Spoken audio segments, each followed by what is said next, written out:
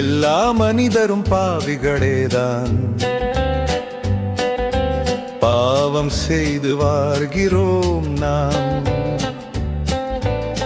ஆனாலும் தேவன் நம்மை நேசிக்கிறார், படைத்தது போலவே அன்பு செலுத்துகிறார். நாம் பாவிகளாயிருக்கையில் கிறிஸ்து நமக்காக மரித்தார். தேவ அன்பை விளங்கப்படுத்தினார், மாறாத அன்பு அது என்றும். ஆதாமின் பாவம் நம்மை சூழ்ந்தது, தினந்தோறும் தவறுகள் செய்கிறோம்.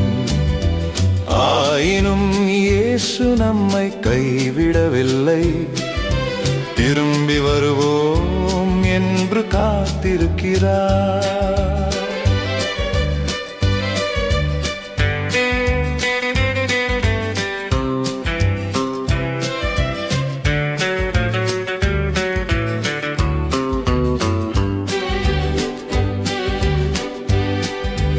ஒரு நாள் நாம் மனம் திரும்புவோம், நல்லவராய் மாறி வாழ்வோம். தேவன் எதிர்பார்க்கிறார் அந்த நாளை, அவரது அன்பு நம்மை மாற்றும்.